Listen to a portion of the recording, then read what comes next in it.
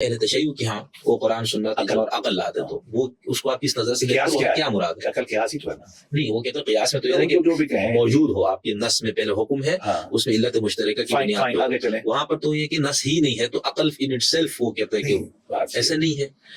دیکھیے عقل میں ادب سے کہتا ہوں کہ یہ اصل میں معتزلہ کا اثر ہے. اچھا عقل میں بہت زور تھا نا, بہت زیادہ. تو اب تو وہ نہیں مانتے لیکن آیا وہاں سے. میں اس کے بالکل حق میں عقل کے لکھتے مجھے کوئی پرابلم نہیں. اسے عقل تو ہے. بات یہ ہے کہ عقل سے وہ کیا لیں گے. میں ذرا سرجن ہوتا ہے سرجن قانون دان اور سرجن میں یہ ہوتا ہے کہ بہت پریسائز ہوتے ہیں, جنرل باتیں نہیں کرتے علماء کی طرح یا کلام کی طرح.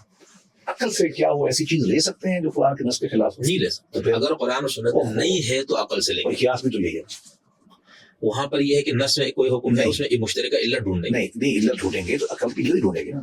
لاجیکل ریزننگ جو ہے نا, انالوجی جسے ہم کہتے ہیں, وہ عقلی ہوتی ہے نا. صحیح. یہ سیمنٹک میری ذاتی رائے میں باہر سے دیکھوں نا تو کوئی فرق نہیں. اچھا عقل انڈیپینڈنٹ سورس آف نالج ہے, لیکن آپ نے شرع میں ایمان میں اصول بتا دیا ہے. صحیح. کہ ہم اس کے گرد قرآن حدیث کو کھڑا کریں گے. ٹھیک. عقل ایک ذریعہ ہے چیزوں کو ڈھونڈنے کا. عقل اسلامی فلسفے میں علم کا انڈیپینڈنٹ سورس, تابع سورس ہے. اچھا انڈیپینڈنٹ سورس ہے لیکن وہ تابع ہے کس کے؟ اس کو لفظ استعمال کیا قرآن ہمارے لا میں, وہ بہت اچھا کیا ہے. ریپگننٹ ٹو قرآن اور سننا نہیں ہونا چاہیے.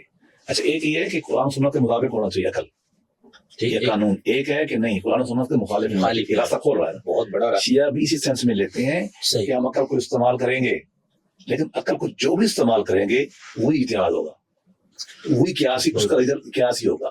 عقل کو کس طرح استعمال کریں گے؟ دلیل سے کریں گے نا.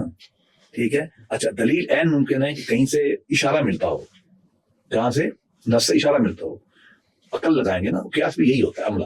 مجھے آپ بتائیے جو چیز ریڈیو اسپیکر ہے, لاؤڈ اسپیکر قرآن میں ہے نہیں, حدیث میں ہے نہیں, تو قیاس سے آپ نے اس کو حرام حلال کیا نا. اچھا قیاس آپ نے کوشش کیا کہ ڈھونڈو اس کو, نص میں تو ملا نہیں ہے.